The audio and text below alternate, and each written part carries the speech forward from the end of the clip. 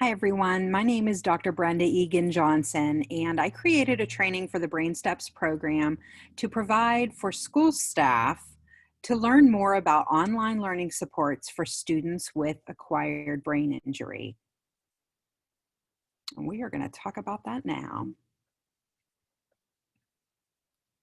The objectives for today are first to understand the learning needs of students during brain injury recovery, recognize the advantages and disadvantages of online learning post-brain injury, and three, identify different types of support strategies schools and parents can utilize when students are learning online. The BrainSTEPS program was created by the Pennsylvania Department of Health in 2007. BrainSTEPS has a unique funding partnership from the Pennsylvania Department of Health and the Pennsylvania Department of Education, Bureau of Special Education, via the Patent Network. The BrainSTEPS program is implemented through 28 educational intermediate units in conjunction with the Brain Injury Association of Pennsylvania. We are going to learn all about brain injury student supports for virtual learning environments, the same yet different. So these are common symptoms of brain injury, and this list is not all-inclusive. However, this lists the most common symptoms one experiences after a brain injury, and this list actually came from the Centers for Disease Control. So there are 4 categories of symptoms: thinking and remembering, physical, emotional, mood, and sleep. So the first category, a student may have any one of these: difficulty thinking clearly, feeling slowed down, difficulty concentrating, or difficulty remembering information, and this can impact learning.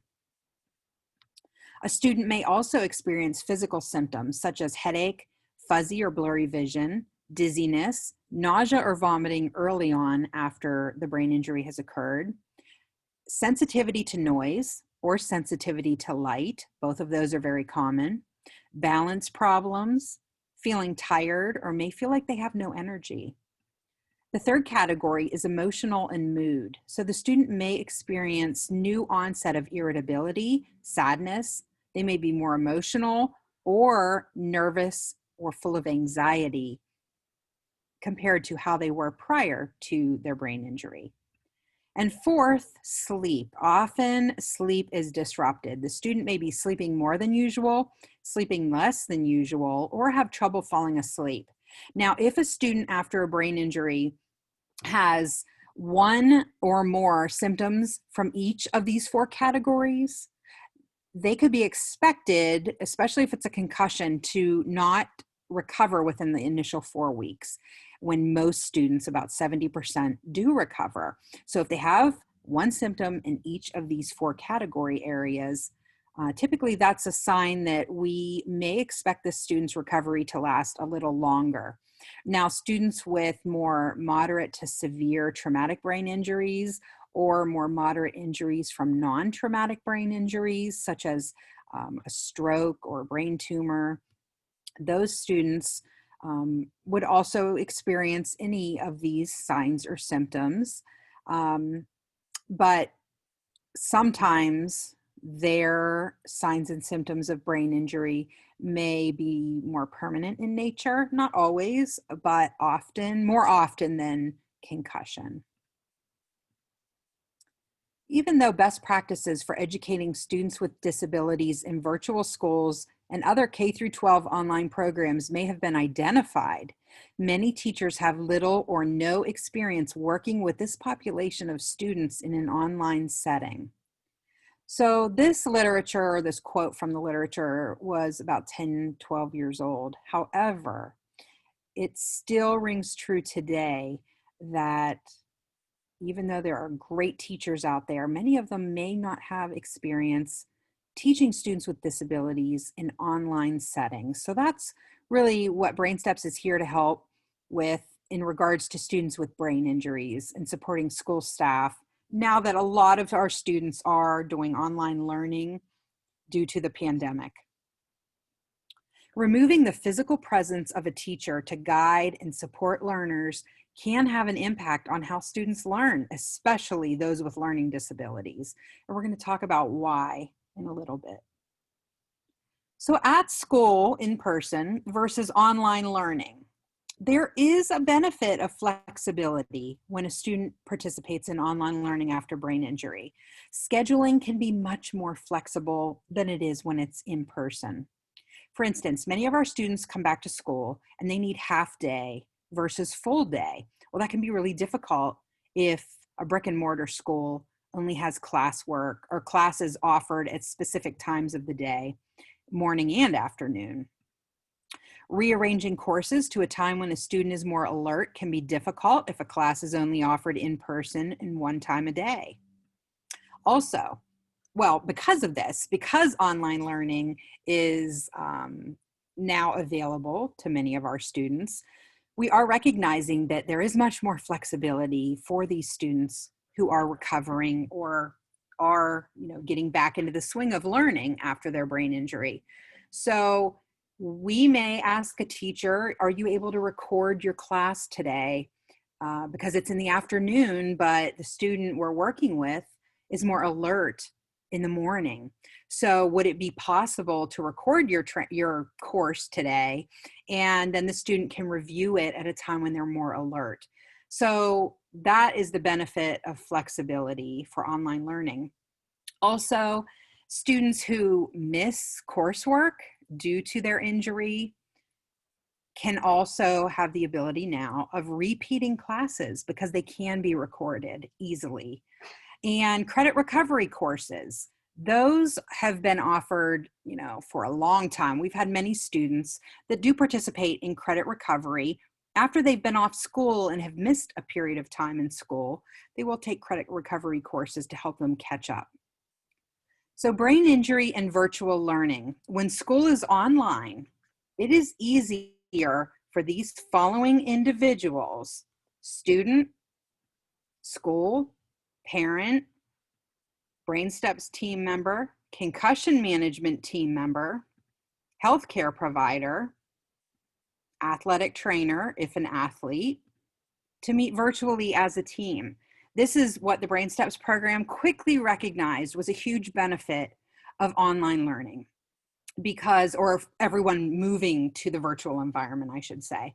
Because before, it was really difficult to have parents who work and healthcare providers attend school meetings. Even athletic trainers, many athletic trainers are not educators. So they come to the school, at the end of the day. However, if a meeting's held in the morning, the athletic trainer may not be able to be there if it's in person. But now we are seeing that so many more people are able to attend meetings because they're being held through video conference. And that's a huge benefit, because if we have access to the healthcare provider, for instance, it can provide us such great information about what the student's medical diagnosis entails, so that then the school team and the BrainSTEPS team together have a better idea of how to plan for what this student's going to need for online learning. So before, the BrainSTEPS team's focus across the state was on school staff and how we can help provide teachers with ideas for academic supports that they could implement to target areas where students after brain injury were struggling. We quickly realized that during virtual learning, our students have been removed from the benefit of the physical presence with good teachers. Good teachers are teachers who automatically cue students by tapping them on the shoulder, notice they're off task, and quickly but quietly redirect them. So good teachers also, they have a daily schedule posted on the board that they review. They have the rules posted. But now that we are in virtual learning, our students are removed from that physical presence. So it's not easy now for those good teachers to just tap them on the shoulder to redirect them. So we really need to think about, how do we move forward when there has been a separation and a student is home learning online while the teacher is in their own environment presenting a lesson. So now the BrainSTEPS focus for students in online learning is shifting to not just providing school staff supports, but also to provide parents and family supports that they usually would have provided to school staff in the past. Because we know that parents can be taught different types of learning and behavior support or academic adjustments or accommodations that they can implement in the home setting. So we want everyone to be thinking about, okay, what are the supports schools typically provide to students after a brain injury? And how can those supports be adjusted or shifted to fit online learning needs of students? So if, for instance, back to my example of if a teacher is not in the physical presence to tap a student on the shoulder every time they need redirected to the work in front of them, because they might be looking at their neighbor, can we then focus on teaching the parents or the family or the grown-up in the home what they can look for to try to keep their child on task, how they can serve as the teacher in the home environment, tap their child on the shoulder, be aware that their child may be looking around, may not be focusing on the key content. So though that's just an example. So as you see, what we're doing is the same as we've always done at BrainSTEPS, yet we're shifting a little bit for online learning, so it's a little bit different. And now we're really using parents as that extra support person for those students who are in homes where parents or another adult is in the home with them during online learning. Now, brain injury and virtual learning. We know that the physical activity and cognitive demands of attending in-person school can trigger symptoms like lights, sounds, movements. However, for those students at home, it's a benefit because after a brain injury, students at home doing online learning have much more control over their environmental symptom triggers. Online learning may increase student social isolation, and this is critical because we really want everyone to be keyed in to any potential mental health issues a student after brain injury may experience.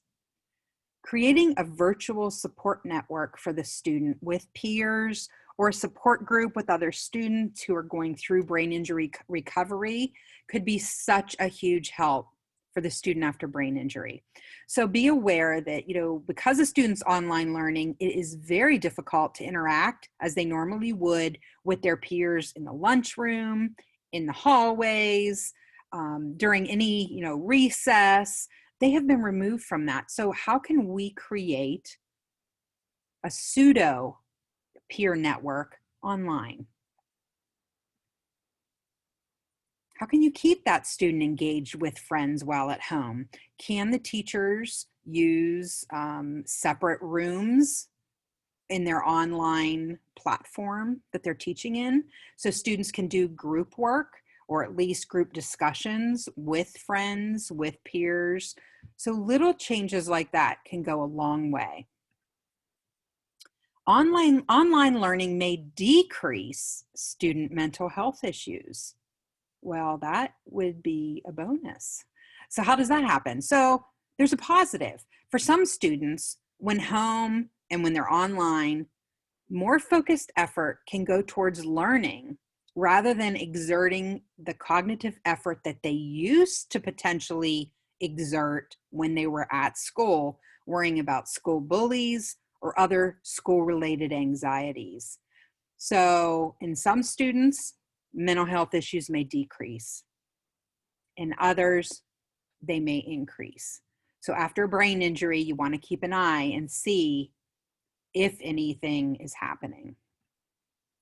So now we are going to talk about how can it increase mental health issues? Well, we just talked about social isolation. Social isolation can definitely increase mental health issues of depression, anxiety, even suicidal ideation after brain injury. Now, the positive is that mental health services are now being offered via telehealth in almost all areas, if not all, of the state. Rural areas now have access to telehealth. Individuals without transportation now have access to telehealth. So there are a lot of positives that are occurring, but we need to help to make sure the parents understand what is now accessible that may not have been accessible to them in the past to help their child with any mental health issues after brain injury. So when learning online, the problem is that school staff are not as able to identify mental health issues because they are physically removed from that daily presence of face-to-face interaction with their students. And there's a lot that's been even written about this over the past few months during this pandemic time. So this is something to think about for school staff, even in general. You know, school staff who could identify or were trained to identify child abuse symptoms or signs in the past may not even be able to identify that as readily now. So that is, it's more difficult. So how can we identify if a student with a brain injury is experiencing mental health issues? Well, it's key that we have communication in place between the teacher and the parents. Make sure the parents are aware that mental health issues are common after a brain injury, especially when social isolation is occurring. And that's not to even mention the fact that the whole pandemic is, causing an increase in mental health issues across the United States, across the world, in some students and some adults. So what can we do? We can ensure that parents, the school counselor, the school psychologist, the school nurse, that they're all aware of red flag signs to look for regarding depression, anxiety, suicidal ideation, panic disorder. The school staff can use screening tools virtually. So the screeners for depression, anxiety that maybe school psychologists used to use in person, they can still use them virtually. Also, school staff should schedule private online sessions or phone calls to frequently check in with students post-brain injury. Keep in regular communication with the parents also, but set up, time when you can connect directly with the student to talk to them. Hey, I know I know you've had a brain injury and I'm here to support you. What do you need? What are you struggling with? How can I help you so that you have an easier time learning? Online learning may increase school avoidance issues in students with a history of anxiety, bullying, or prior school avoidance issues. However, schools have time before returning to in-person learning at school to work with parents to identify potential students who may fall into these categories. After a brain injury, with students who may experience new anxiety or who have a history of anxiety, our students may have been bullied in the past at school prior to their injury, and they may even have had these prior school avoidance issues.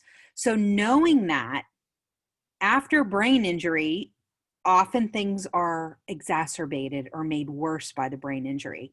So knowing if we have a student that could potentially fall into a category where when school is back in person, it may be difficult to transition them back. We need to start planning for that now. So ask the right questions, talk to the parents. A reentry strategy should be planned for this population. School staff should work out a school reentry plan in conjunction with the parents and mental health provider if possible, because the mental health provider can really work on that on their side of things.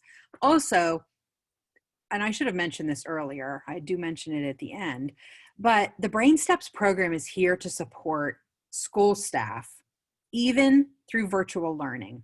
So BrainSTEPS is here. So where I wrote on this last sentence to work out a school reentry plan in conjunction with parents and mental health provider and BrainSTEPS. So BrainSTEPS can help your school staff with any of this, any and all.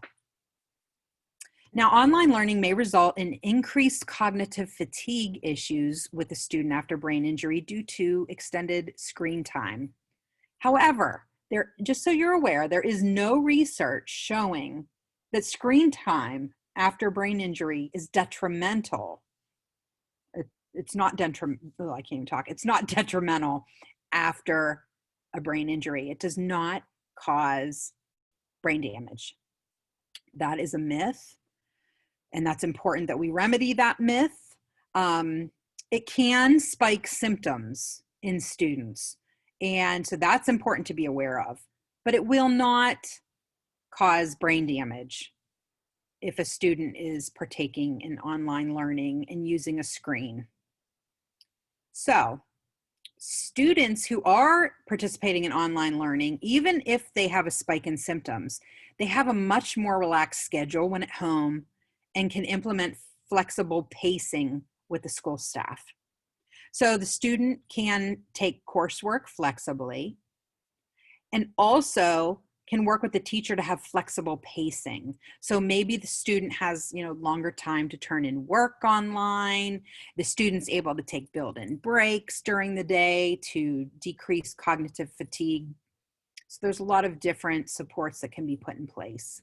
They can rest more during the day. Quick brain breaks can be beneficial. So we want the breaks to be scheduled. Build those in automatically during the day and don't wait for symptoms to kick in before asking or reminding the student to take a break.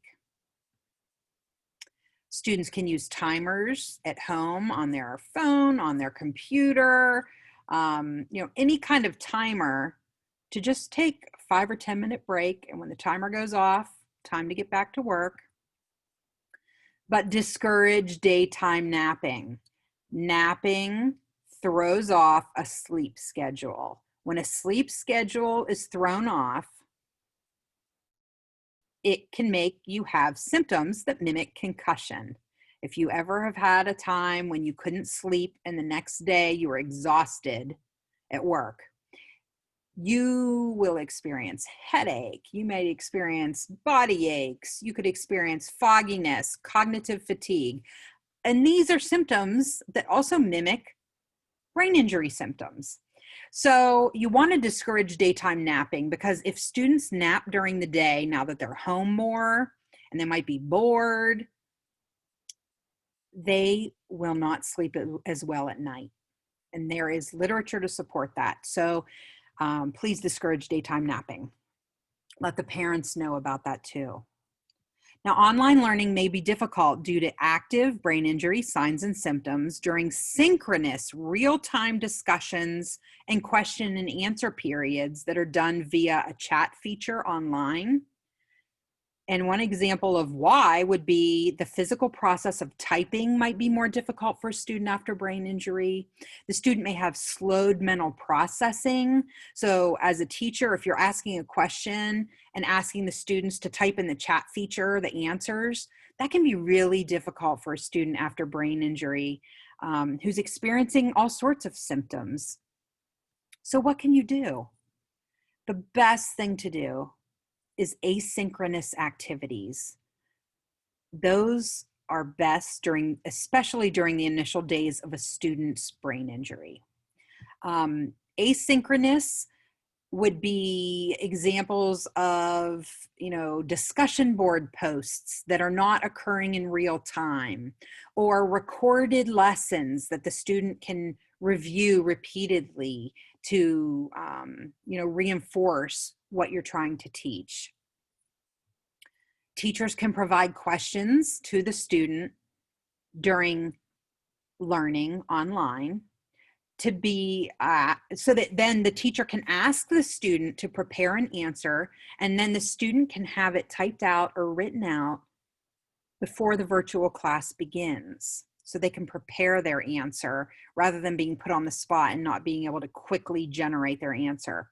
The student can use their computer microphone to speak the answer instead of typing, or the student can use text-to-speech software. These are all popular examples. For new key learning content, teachers may be willing to pre-record a lesson for the parent or the adult in the home who's working with the student. And then the teacher could either, pre-record a parent lesson or meet directly with the parent to pre-teach them the skill that will be taught the next day. So the parent who assists the child in the home setting can be better prepared for that day's online lesson. Because you have to remember, the adult in the home with the child during virtual learning, if they're expected to help reinforce learning, we have to make sure they understand the concept or the new procedure for math or whatever's going to be taught that day. So some pre-teaching, even if it's just a quick video sent to parents the night before, can go a long way. Teachers may also be able to record their online class sessions so the student can review it repeatedly as needed, which is very helpful after brain injury. Some other asynchronous learning support tools that are helpful to enhance learning and reinforce concepts: email, virtual tutoring, discussion forums or discussion boards, interactive web applications, videos. And to help refine newly learned concepts, small group interactions, exam review programs, peer coaching.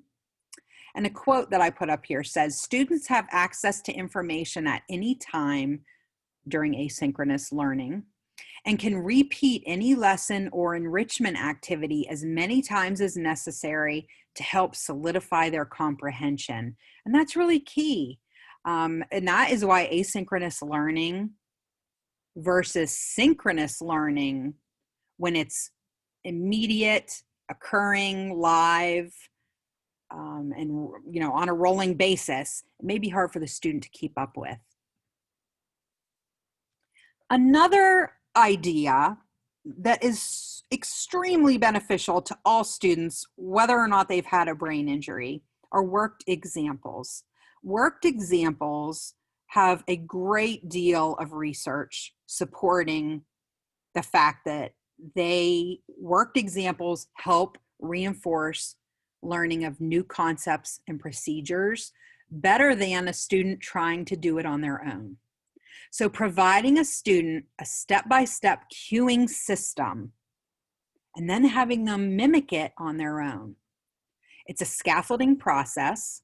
It reduces cognitive load for the student's working memory, which could be impacted after brain injury. And it's an efficient way for students who are learning a new task or learning how to solve a problem.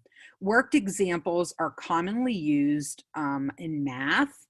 So if a new math procedure is being taught, the teacher will teach the lesson and then provide the students worked examples or exemplars, you might be more familiar with that term, of the exact problem with step-by-step of how the problem was solved. And then the student can have that cue on their desk while they are going through a problem that's similar but different, so that they make sure they get all the steps. So worked examples are excellent, and they'll help all students, not just students after brain injury. Also, focus on virtual self-advocacy skills. Encourage students to ask themselves the following questions each day when participating in online learning, and then role play the questions and answers with them until they internalize these questions and know when become self-aware of when they need to ask for help. So you could have the student focus on, okay, do I understand what I just learned? If not, how can I contact the teacher for help? Because before, the student was just able to raise their hand. But now, it may take more time for the student to understand, and they may not have access live to their teacher on video to ask questions. So does a student know how to contact their teacher for help? They may not know. Some students have to be taught how to use email, how to contact their teacher. They're things that us as adults take for granted, but someone had to teach us at some point. So this is a perfect time to teach your child or to teach the parents or the adult in the home to work with the students or for the school staff to work with students to say, okay, you need to self-monitor yourself.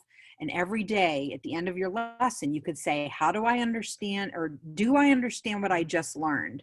If I don't, how can I contact the teacher for help?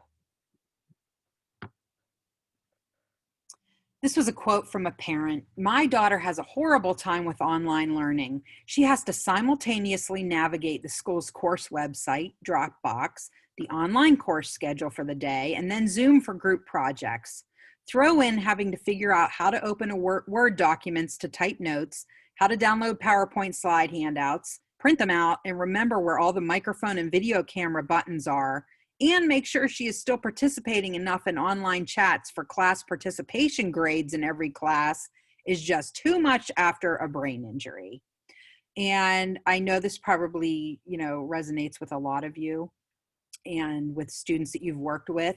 So really going to the basics and saying, okay, so even before learning occurs, what does this student in an online learning environment who's experienced a brain injury, what kind of organization system do they have to know in order to even access learning today?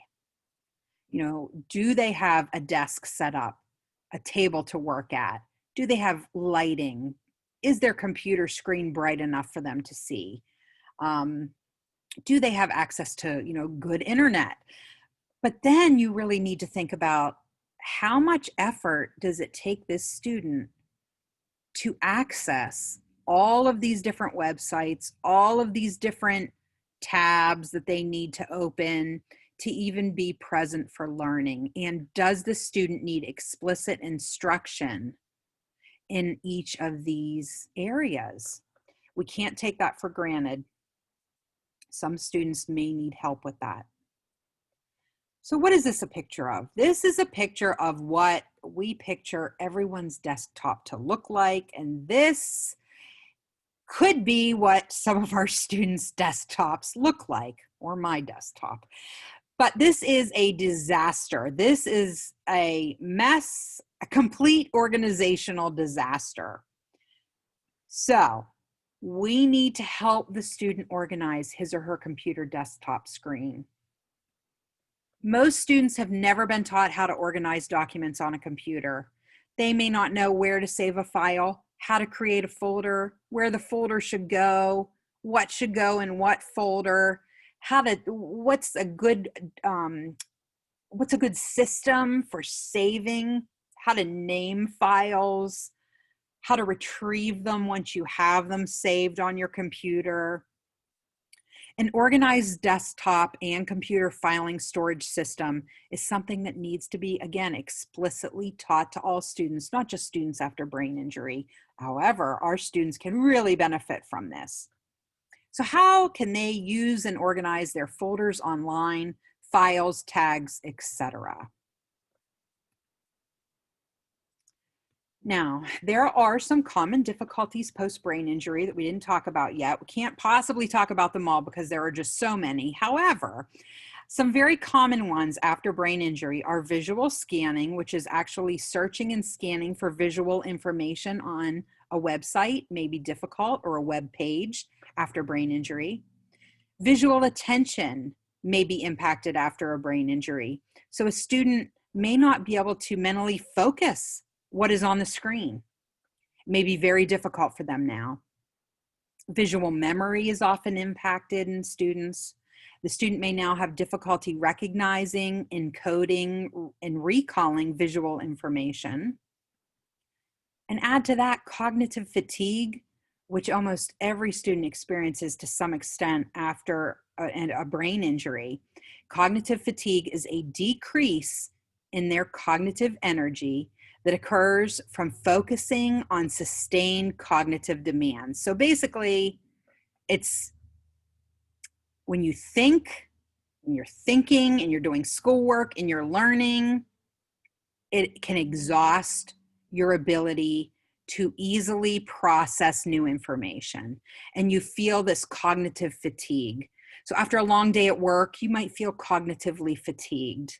Well, students feel the same way. after, I mean, most students feel this way after a full day at school or after a standardized test, but students after brain injury, it doesn't take much. Their load for when they feel cognitively fatigued is much less than someone who's not sustained a brain injury. And this is independent of being sleepy. So if a student hasn't slept well the night before, they're really going to experience cognitive fatigue faster. So these are some common areas. And the BrainSTEPS program, Dr. Janet Tyler and I worked on a BrainSTEPS document for online learning support for students after acquired brain injury. This is the link to the document that's full of academic supports. And then one of our team leaders, Natalie Smith at Westmoreland Intermediate Unit 7, who's in charge of their BrainSTEPS team, created an accompanying video that supports our document. So these are the links. You can access them at. And please remember that students who struggle to learn and behave during in-person classes at school are likely to struggle even more online. And if you throw a brain injury into the mix, they are really going to struggle with online learning at times. So BrainSTEPS is here to help all of our schools in Pennsylvania. For any student in Pennsylvania with an acquired brain injury, which is a brain injury that has occurred at any time after birth, not before or during birth. But please go to brainsteps.net, our website, make a student referral, and the BrainSTEPS team in your region would be more than happy to provide consultation and training support to help ensure that you are appropriately supporting students, not only for in-person learning, but during this time of statewide, virtual learning in areas, hybrid learning in other areas. So we are here to support all of our schools. And this is my contact information. So if you have any questions, please feel free to reach out to me. At any point in time, I would be more than happy to talk to you or even to direct you to your local BrainSTEPS team leader for more support. So thank you very much. I hope this was helpful.